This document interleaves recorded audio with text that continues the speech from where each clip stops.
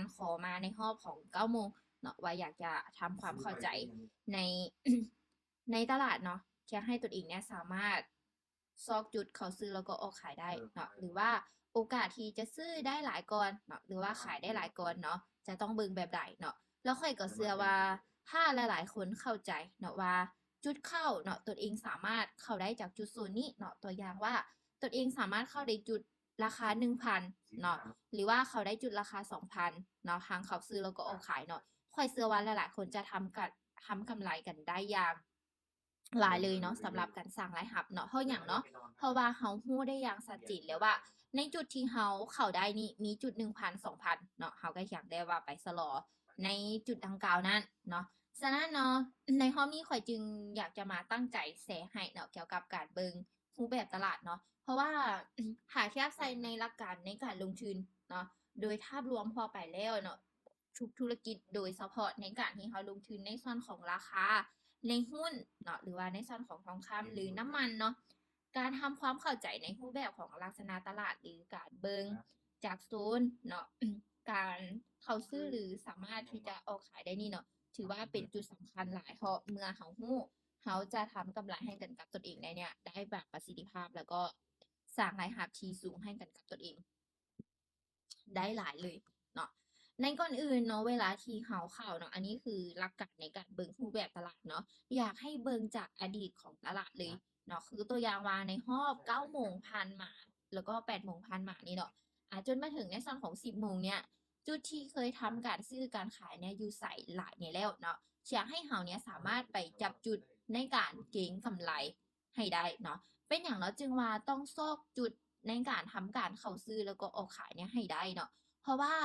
ในการที่เราลงทุนในส่วนของราคาหรือการที่เราจะลงทุนแล้วให้ได้กำไรเนาะเราต้องเข้าใจก่อนว่าพวกเจ้าเนาะในการที่ตลาดเนี่ยเนาะมันแคนทีเนี่ยมันแคนทีจากหยังเนาะ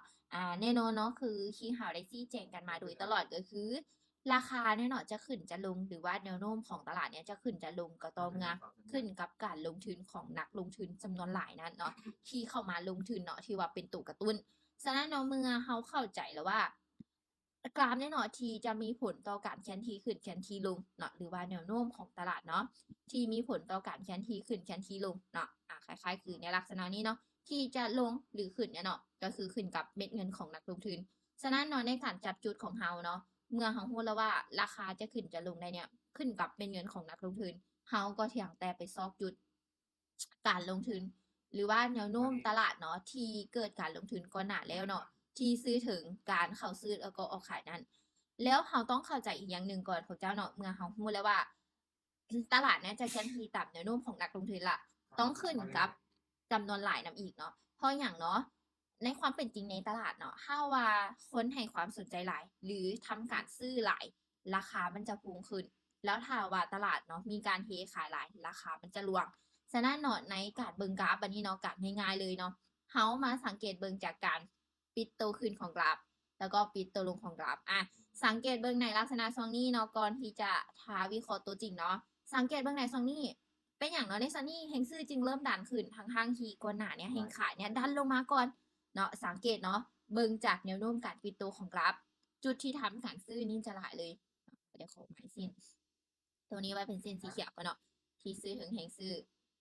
เดี๋ยวเบิ่งตั้งแต่ในซองนี้ไปเลยเนาะในซองนี้นี่เป็นอย่างเนาะเปอร์เซ็นต์ซื้อมันจะจึงอยากจะสูงก่อน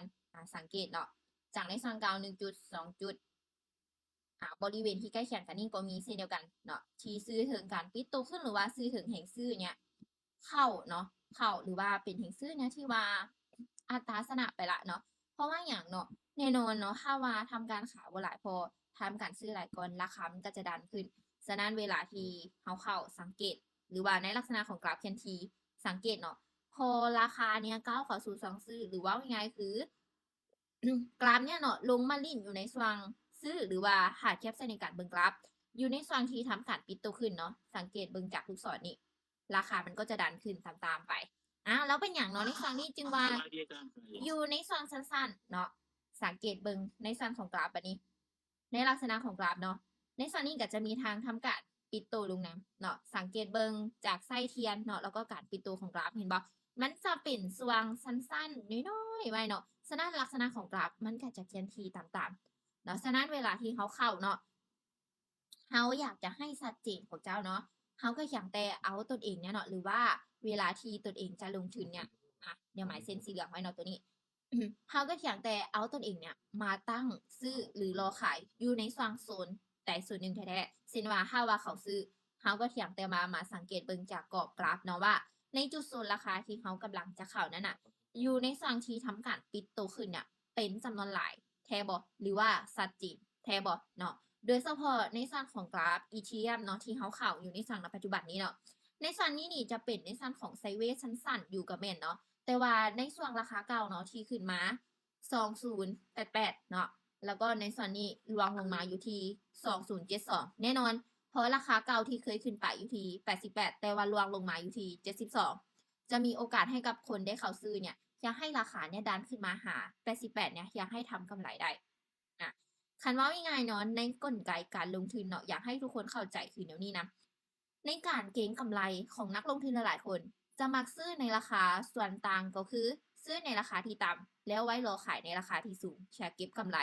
แต่ในลักษณะที่เราลงทุนในราคาเนาะลงทุนในราคานี่คือเท่าไหร่เนาะก็จะมีทั้ง2รูปแบบนำก็คืออย่างซื้อในราคาที่ต่ำไปขายในราคาที่สูงแล้วก็ลงทุนในส่วนที่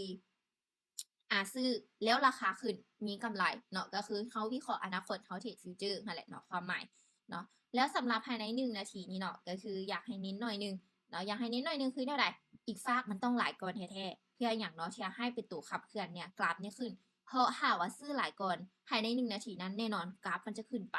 เนาะแต่ถ้าว่าขายหลายก่อนแน่นอนภายใน1นาทีนั้นกราฟมันจะลวงเนาะฉะนั้นเวลาที่เขาข่าวเนี่ยเขาจะเป็นที่จะต้องในเน้นจุดโซนเนาะคล้ายๆคือในลักษณะนี้เนาะเดี๋ยวเบิ่งจากโซนนี้เนาะในตัวนี้นี่เขาค่อนข้างว่าขยายจอมาหน่อยนึงเนาะเดี๋ยวเขาจะรอบจอเขาหน่อยนึงสังเกตเบื้องในซันนี่เนาะสำหรับในจังหวะนี้นี่ค่ะเทียบใส่ในการเข้าตัวจริงเนี่ยสามารถเฮาขายได้บ่ได้ละเนาะผู้เซ็นขายนี่จะบ่ได้ละเป็นอย่างเราจึงบ่ได้เฮามาเบิ่งจากโซนของเฮาในลักษณะกราฟแต่จะอยู่ในซองของโซนซื้อเนาะในจุดนี้นี่วิเลท95เลยได้เนาะวิเลทซื้อเนี่ย95เลยเป็นอย่างเนาะวิเลทครั้งซื้อเนี่ยจะได้ถึง95สังเกตเนาะเบิ่งจากจุดโซนของตลาดในซองนี้จุดที่ทำการปิดโตขึ้นหรือว่าซื้อถึงแห่งซื้อเข่าเนี่ยหลายเลยเนาะหรือว่าเป็นกรอบฐานหับเนี่ยเข่าซื้อถึงการเข่าซื้อเนี่ยหลายเลยสังเกตจากจุดใดเนี่ยตั้งแต่พี่มาเนาะยิ่งการปิดโตของกราฟเนาะอยู่ในซองราคานั้นเนี่ยหลายเท่าใดเนาะจุดโซนนั้นหรือว่าจุดโซนราคานั้นจะเป็นจุดโซนราคาที่สามารถเข้าได้เป็นวิเลทที่สูงเลยหรือว่ากรอบที่แข็งแรงเนาะก็คือว่าถ้าเฮาซื้อก็คือโอกาสกินกำไรงามๆไปเลยเนาะโดยเฉพาะที่ราคามันจำฐานเก่าเนาะฐานเก่าคือเท่าใดคือตัวอย่างว่าราคาเนี่ยเข้าอยู่ที่ในส่วนของราคา 2,000 เนาะกราฟเนี่ยทำการปิดตัวอยู่ในส่วนของราคา 2,000 เมื่อเขาเข้าใจแล้วว่าในลักษณะการเขาซื้อเนี่ยเนาะเมื่อเขาซื้อตามศูนย์การเขาซื้อจำนวนหลายเนี่ยราคามันจะพุ่งขึ้นเขาก็ไปรออยู่ในส่วนนั้นแล้วเวลาที่เจ้าเข้ามาในตลาดเจ้าก็เขียงแต่ไปรอหาจุดเลยบัดนี้หาจุดคือเท่าไรเจ้ามาสังเกตเบิงในจุดโซนซื้อนี่ที่จะสามารถเขาซื้อได้เนาะเห็นจากการปิดตัวขึ้นของกราฟนี่อยู่ในส่วนของราคา 2,000 ตัวอย่างเนาะเขาก็หมายเกาะไว้แล้วก็รออยู่ในส่วนของราคา 2,000ราคาลงมาฮอดหรือว่าราคาลิ่นอยู่ในซองราคา 2,000เขาก็จึงซื้อขึ้นแบบนี้เนาะหรือว่าถ้าว่าราคาขายเนาะลิ่นอยู่ในซองของราคา 4,000เนาะเขาก็มาหมายในซองของราคา 4,000 นี้ไว้หมายแบบใดล่ะกระเบิงจากการปิดตัวลงของกราฟเนาะที่ซื้อถึงการปิดตัวลงนะเป็นจำนวนหลายเส้นคล้ายๆคือในลักษณะ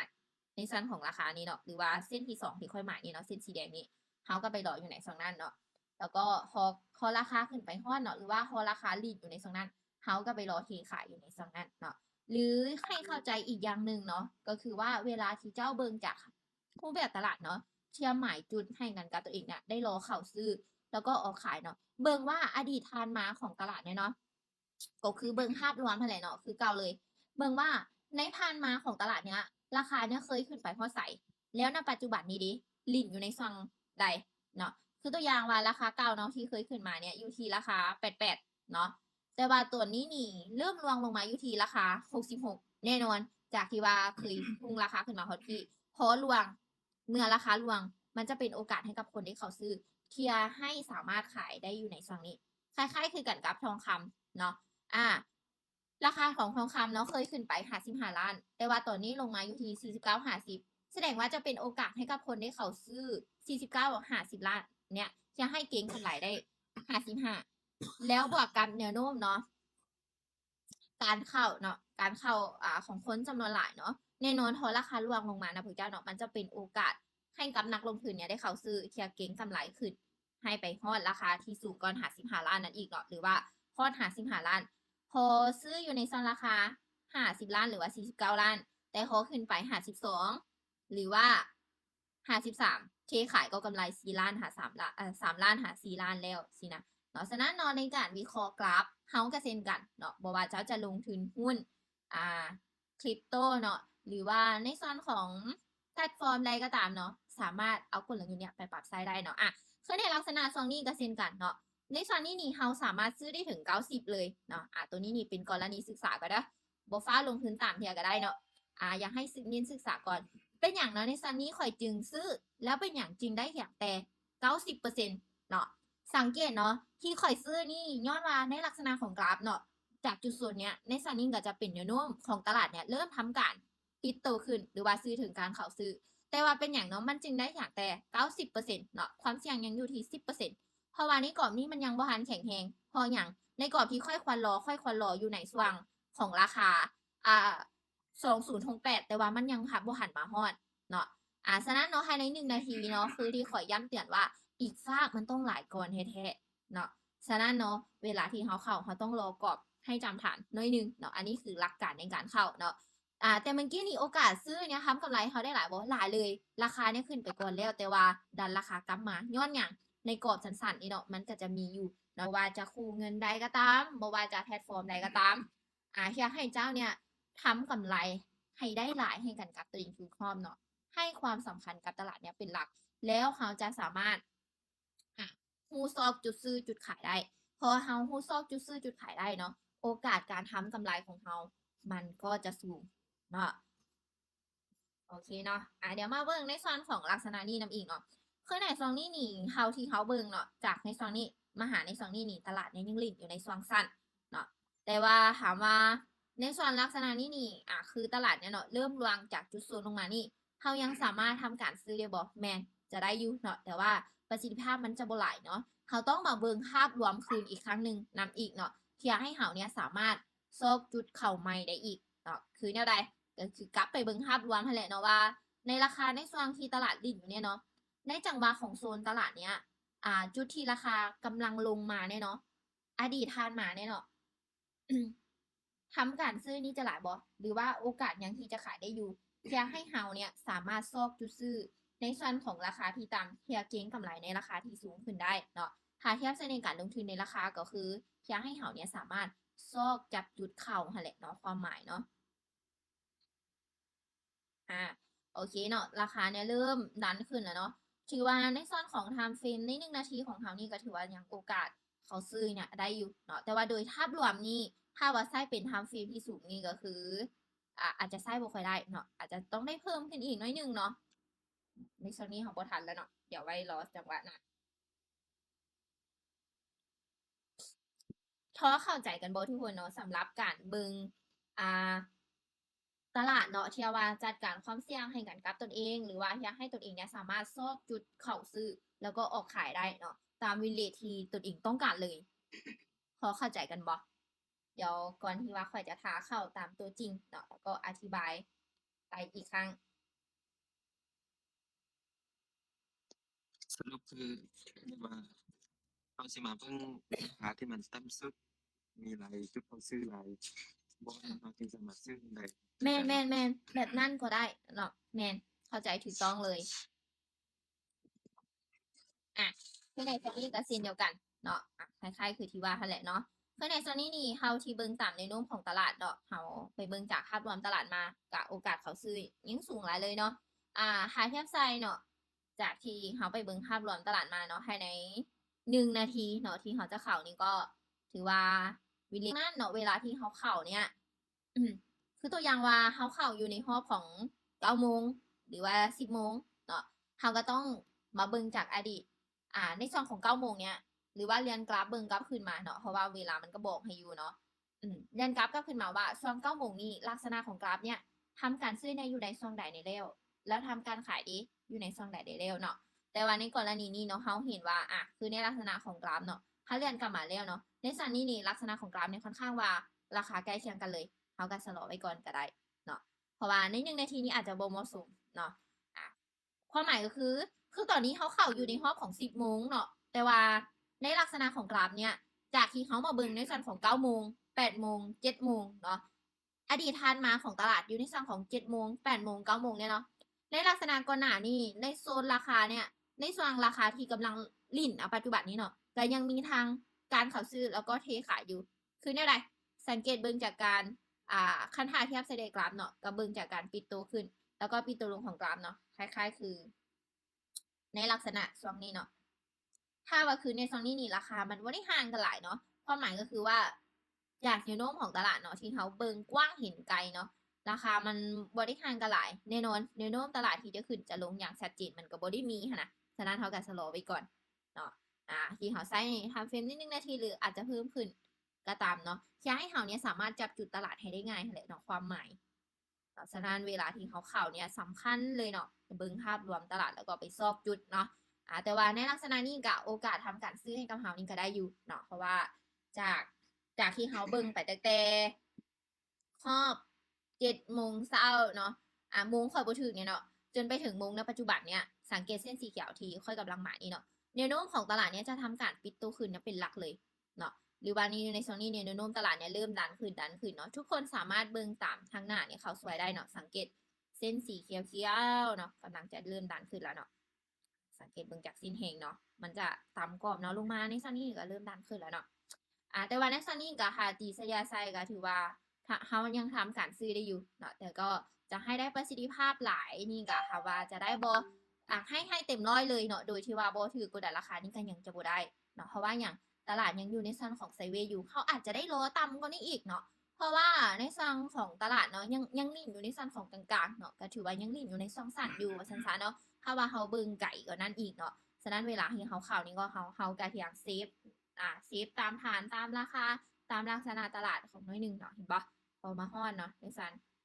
แต่ว่าในซันนี้เป็นอย่างเราจริงว่าโอกาสดันราคาน้อยหนึงเนาะเพราะว่าอย่างอยู่ในตามโซนขายนี้น้อยหนึงเนาะ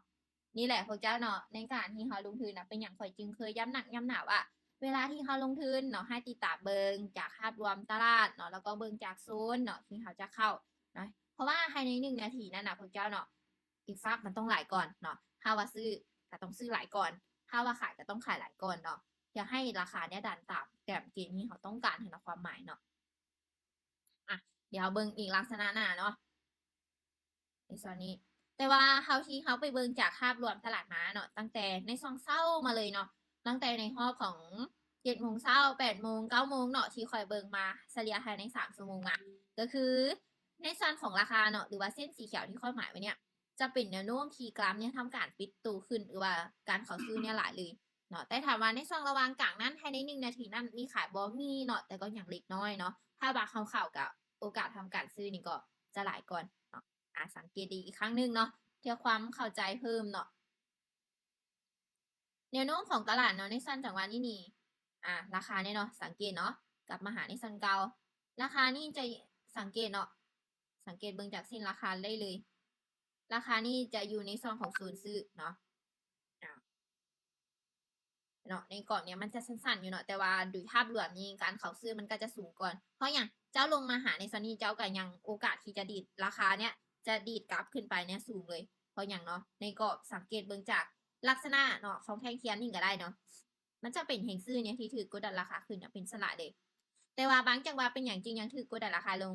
เพราะว่าในส่วนนี้เนาะคือที่คอยว่ามันเป็นกรอบในช่วงสั้นๆเนาะโอกาสที่จะถือกดดันราคามันก็มี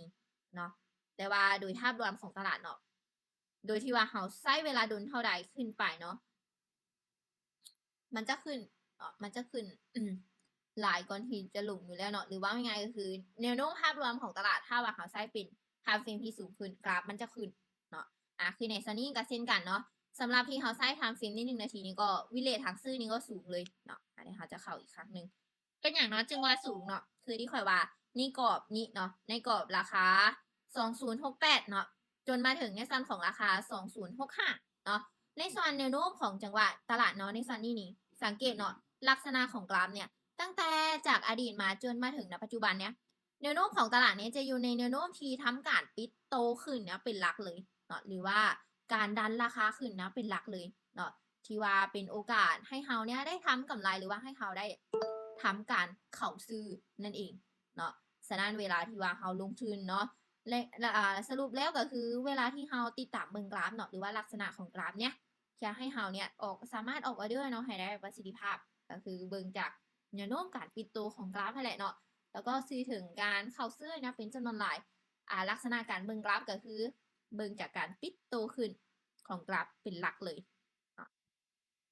ในซอนนี้นี่อาจจะสั้นๆแล้วเนาะทุกคู่เงินคือกันเนาะอยากให้เบิ่ง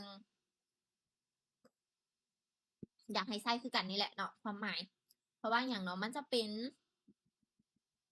ตัวส่วนเนาะให้เขาวิเคราะห์ได้ง่ายเลยเนาะคือในส่วนนี้ก็สิ่งเดียวกันเนาะสำหรับคู่เงินของทองคำคือเขาบ่ได้เบิ่งภาพรวมตลาดนี่ก็เขาจะเห็นเลยว่าอ้าว ราคาเริ่มลงนี่โอกาสที่เขาจะเทขายเนี่ยเขาจะขายเลยเนาะถ้าว่าเริ่มซื้อเขาก็จะซื้อขึ้นสินะเนาะความหมายแต่ว่าพอเขามาเบิ่งจากภาพรวมตลาดในส่วนนี้นี่ค่ะว่าโอกาสทำซื้อได้บ่แต่จะได้อยู่เนาะเพราะว่าอย่างเนาะ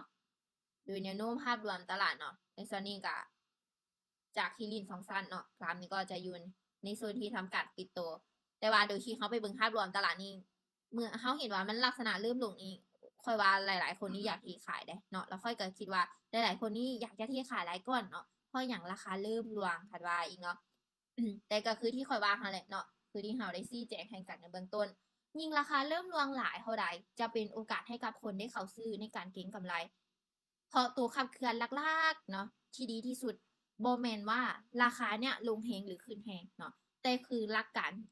คันว่าง่ายๆเนาะก็คือขึ้นกับการลงทุนของคนที่เขาซื้อเนี่ยเนาะเพราะอย่างเขาลงทุนในราคานี้เขาต้องหมุนตามกลุ่มคนที่เขาซื้อแบบถือครองนะคือตัวอย่างว่าจะลงทุนในราคาเนาะแต่ข่อยเนี่ยมีแนวโน้มที่ซื้อเก่งกับหลายชั้นต่างเนาะคือข่อยเนี่ยซื้ออยู่ที่บาทละ20 ล้านตัวอย่างเนาะแล้วหลายๆคนเห็นโอ้แนวโน้มอนาคตเนี่ยมันจะขึ้นไกลเลยซื้อไว้ตั้งแต่ในส่วนของ20 ล้าน40ปลายล้านซื้อไว้ในแต่ส่วนนั้นเดี๋ยวนี้ราคาขึ้น50ปลาย55กำไรงามเลยดิสินะเนาะเพราะนั้นเนาะเวลาที่เขาเข้าเขาต้องพยายามเนาะติดตามการลงทุนเนาะของกลุ่มนักลงทุนจำนวนเนี้ยเนี่ยให้เป็นจำนวนหลายที่สุดเนาะสำหรับที่เขาวิเคราะห์อนาคตหรือว่าเขาเทรดฟิวเจอร์เนาะสำคัญพวกเจ้าเนาะถ้าเขาเข้าใจในตัวนี้นี่เขาจะรู้เลยจุดซื้อจุดขายเข้าออกซื้อออกขายนี่เขาเข้าได้อยู่ในช่องใดเนาะเขาจะรู้เดี๋ยวก็เบิ่งในส่วนของราคาทองคำเนาะในปัจจุบันนี้เนาะคือที่เขาเบิ่งจากอดีตไปเนาะคือจากอดีตมาเนาะคือในโซนนี้นี่เขาที่จากเบิ่งเนาะราคาเก่าที่เคยขึ้นมาสูงเลย4587แต่ตอนนี้นี่เริ่มรวงเนาะแล้วก็เขาไปเบิ่งจากอดีตของตลาดเนี้ยผ่านมาเนี่ยเนาะจากที่รวงมาหาในราคานี้นี่ลักษณะของกราฟเนี่ยทำการปิดโตขึ้นหลายเลยเนาะแล้วก็ในปัจจุบันแห่งซื้อเนี่ยจุดศูนย์ซื้อเนี่ยก็เริ่มเข้าเนาะในโซนนี้เขาจะซื้อไปพร้อมหนึ่งเด้อเป็นอย่างเนาะในโซนนี้นี่เขาจึงทำการซื้อขึ้นเนาะสังเกตเส้นสีเขียวที่ค่อยหมายนี่ในลักษณะของกราฟเนาะตั้งแต่ในหอบของตั้งแต่เมื่อวานนี้มาเลยเนาะในโซนของกราฟเนาะในปัจจุบันเนาะตั้งแต่ในส่วนของเมื่อวานนี้มาเลยเนาะที่ราคาเริ่มที่ทำการปิดโตขึ้นเนี่ยเป็นหลักเลยสังเกตเนาะตั้งแต่พี่มาเลยจากในโซนเก่าขึ้นมาลงมาทำการปิดโตขึ้นเนี่ยเป็นสลายเลยเนาะแล้วก็จากจนไปถึงในปัจจุบันเนาะจนมาถึงในปัจจุบันเนาะในส่วนของลักษณะกราฟก็ทำการปิดโตขึ้นตามไปเลยเนาะเพราะว่าอย่างโซนเก่าเนาะค่าเทียบใส่ในปัจจุบันของมื้อเช้านี่ราคานี่ขึ้นมาอยู่พี่แล้วลงมาข้อในโซนเก่าจากเมื่อวานนี้ก็ซื้อมาถึงในปัจจุบันก็ซื้อฉะนั้นเนาะบ่แปลกเลยเนาะที่เขาจะเขาซื้อตามเขาเพราะอย่างเนาะเพราะว่าราคามันเคยขึ้นไปเนาะพอลงมาเนาะคือที่ข่อยเทียบใส่ทองคำเมื่อกี้เคยขึ้นไป55 ล้านแต่ตอนนี้ลงมาอยู่ที่49มันก็เป็นโอกาสให้เจ้าเนี่ยซื้ออยู่ในช่วงราคานี้เชียร์เก็งกำไรให้มาถึง55 ล้านคือเก่าบางคนจะถามว่าแล้วตลาดเนี่ยมันจะขึ้นแท้บ่เนาะบวกกับเศรษฐกิจบวกกับปัจจัยจากที่ราคามันเคยขึ้นนะพวกเจ้าเนาะแน่นอนมันจะขึ้นอยู่แล้วเพราะอย่างโดยเฉพาะที่กลุ่มนักลงทุนที่เขาเจ้ามีเงินหลายเนาะเขาเจ้าสามารถที่จะให้ราคาเนี้ยขึ้นลงแล้วกินกำไรส่วนต่างเนี่ยได้เลยเนาะ ฉะนั้นเนาะในการลงทุนของเราเนาะในขณะที่เรายังเป็นป่าน้อยอยู่เนาะหรือว่าต้นทุนเราบ่หลายเราต้องพยายามเนาะอาศัยการลงทุนพร้อมกับผลจำนวนหลายเนี่ยจะให้เอาชนะปลาวาฬได้หรือว่าปลาใหญ่ได้เนาะบ่ซั้นนี่ถ้าว่าเรา อ่าเขาเจอจังไหนกับสตรีทเนาะแม้กระทั่งที่เขาเจอปลาใหญ่เนาะหรือว่าเกาะพันที่แข็งแรงแต่เขาก็ยังสวนทางเนาะเขาบอกเลยขาดทุนเนาะถือว่ายังเป็นโอกาสเขาได้อยู่เนาะจากกรอบที่เขาหมายเพราะว่าในซันเก่าเนาะของราคาเนาะที่ว่าเคยขึ้นมานี่อยู่พีได้นี่เนาะเห็นบ่แนวโน้มของตลาดก็จะเริ่มทยอยดันราคาขึ้นเนาะโดยภาพรวมพีไส้เป็นหลายๆนาทีหลายๆชั่วโมงเนาะกราฟก็จะขึ้นมาหาในสันนี้คือเก่าหรือเผลอๆอาจจะไกลกว่านั้นอีกเนาะแต่ว่าในการเข้าของเขาตามลักษณะเนาะเขาก็ต้องเบิ่งจากจุดเนาะเพราะว่าเขาใช้1 นาที1เดย์เนาะในส่วนนี้เขาจะไปปลายหน้อยหนึงเนาะโอเคเขาจะเขาซื้อไปอีกพร้อมหนึ่งเด้อถือว่ามาตามกรอบเขาอยู่เนาะแต่ว่าในส่วนนี้ก็เขาเริ่มอยู่โดนขึ้นเนาะสำหรับที่เขาใช้เป็นทำเฟรนลี่1 นาทีนี้ก็เขาก็ต้องติดตามนำได้ถ้าว่าแห่งขายนี่ก็เริ่มเข้าแทรกได้แล้วเนาะแต่ว่าแห่งซื้อนี่ก็ยังหลายก่อนโอเคเขายังตามการเขาซื้อได้ แต่ถ้าว่าเมื่อไหร่ที่ทำการขายนี่ก็เริ่มเข้าแหงเนาะเขาก็เริ่มต้องชะลอไว้เลยเนาะหรือว่าอาจจะต้องผ่านก่อนเนาะในกรอบนั้นเบิ่งว่าราคาจะดันขึ้นทันบ่บ่หันซะเนาะเป็นอย่างนั้นจึงว่าราคาจึงดันยังขึ้นบ่หันได้เนาะสังเกตคือที่คอยว่าเนาะเฮงขามันก็จะเริ่มเข้ามาแทรกได้แล้วเนาะเพราะว่าภายใน1 นาทีนั่นเนาะเขาต้องเข้าใจเนาะเพราะว่าแน่นอนเนาะการลงทุนบ่ได้มีแต่เฮาเนาะยังมีหลากหลายกลุ่มคนเลยเนาะที่ว่าเข้ามาลงทุนเนาะฉะนั้นเนาะทางในการเข้าของเฮาเนาะเขาก็ต้องเซฟนะเนาะเพราะว่าแต่ละคนก็มีแนวทางที่แตกต่างกันอาจจะซื้อเองพร้อมหนึ่งเนาะถือว่ามาตามในกรอบเฮาอยู่เนาะสำหรับในส่วนของลักษณะในปัจจุบันนี้ อยากให้ทุกคนเนาะได้เน้นกรอบหั่นแหละเนาะสำคัญเบิ่งตามแนวโน้มเนาะเบิ่งตามจากจุดโซนของตลาดเนาะเบิ่งว่าในส่วนนี้นี่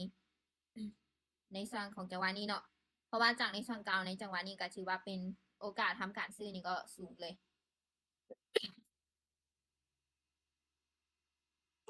ภายใน1 นาทีเนาะอยากให้ทุกคน เห็นถึงเลยว่าเนาะอีกฝากมันต้องหลายก่อนแท้ๆเนาะฉะนั้นเนาะให้ความสำคัญกับถ้าเทียบลักษณะการเบิ่งกราฟเนาะให้ความสำคัญกับการปิดโตขึ้นหรือลงเนี่ยเนาะเป็นจำนวนหลายให้ได้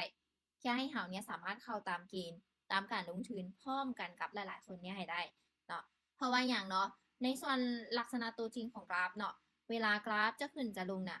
คนส่วนหลายจะไปรอจังหวะหรือว่าตั้งออกออเดอร์อยู่ในสองนั้นเนี่ยเป็นส่วนหลายอยู่แล้วเนาะหรือว่ากลุ่มคนที่เขาเจ้ามีต้นทุนที่สูงเนาะไปรออยู่ในสองนั้นอยู่แล้วเนาะหรือถ้าเทียบใส่ในลงเลิกก็นั่นอีกก็คือว่าเมื่อภาพรวมตลาดเนาะเฮาเบิ่งแล้วว่าหรือคือตัวอย่างวันนักลงทุนผู้นั้นเนาะเราเบิ่งแล้วว่าโอกาสเนาะที่ตลาดจะลวงลงมาเนี่ยอยู่ในช่วงราคาคือตัวอย่างว่าราคา 1,000 เนาะบ่สามารถที่จะลวงเกินนี้ได้ละเนาะจากในช่วงเก่านี่จากฮอดราคา 1,000 ก็ขึ้นไป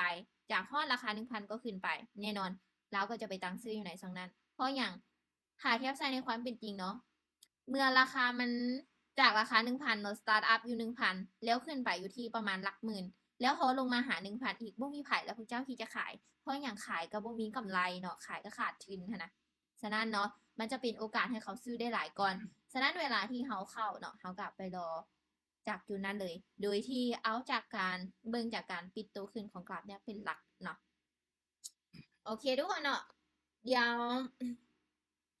วห้องนี้เนาะเดี๋ยวเขาจะจุไว้ก่อนเนาะถือว่า เวลาเขาก็มาสมควรเลยเนาะแล้วก็ลักษณะตลาดก็เริ่มก้าวเข้าสู่ซองไซเวย์เนี่ยแหละเนาะอยากให้แต่ละคนเนี่ยได้ไปจับจังหวะตลาดด้วยตนเองเบิ่งเนาะโดยที่ว่าฝึกดีโมเบิ่งก่อนก็ได้เนาะพอเข้าใจบอทุกคนสำหรับแนวทางเนาะแล้วก็เวลาที่เขา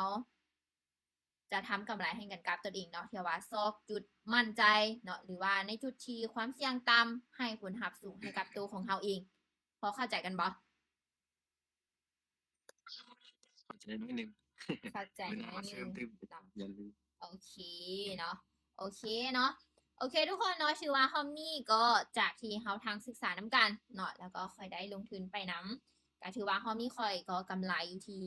ร้อย ล้านปลายหน่อยนึงเนาะจ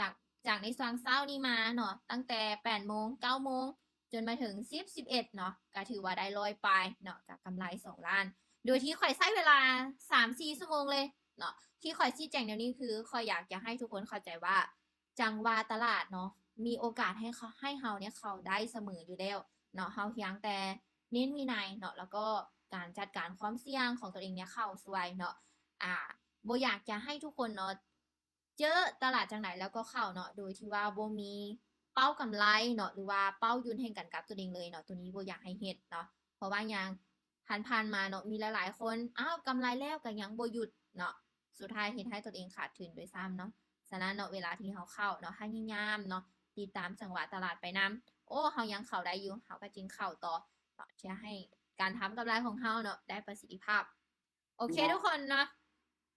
อือฮึเดี๋ยวรอบนี้เราจะจบกันไว้ก่อนเนาะเดี๋ยวไว้รอบ11โมงเนาะไว้เจอกับเทรดเดอร์9เนาะแล้วก็1โมงมาสเตอร์ลอย2โมงเทรดเดอร์ของคำเทิร์นเนาะ3โมงเทรดเดอร์พาดเนาะ4โมงเนาะเทรดเดอร์เพชรแล้วก็6โมงเทรดเดอร์จิมเนาะแล้วก็7โมงเทรดเดอร์9อีกครั้งหนึ่งเนาะ21โมงเทรดเดอร์คำเทิร์น22 23มาสเตอร์ลอยเนาะใครที่อยากได้แนวทางเนาะการสร้างกำไรแบบตึงๆเนาะในส่วนของแต่ละโมงเนาะพลาดบ่ได้เลยเนาะถือว่าทีมงานของข่อยนี่จากที่นอกเหนือนี่ละเนาะก็คือว่ามีแต่คนตึงๆเลยเนาะสำหรับการวิเคราะห์ตลาดที่เก่งเนาะฉะนั้นเนาะอยากให้ทุกคนได้เข้าศึกษา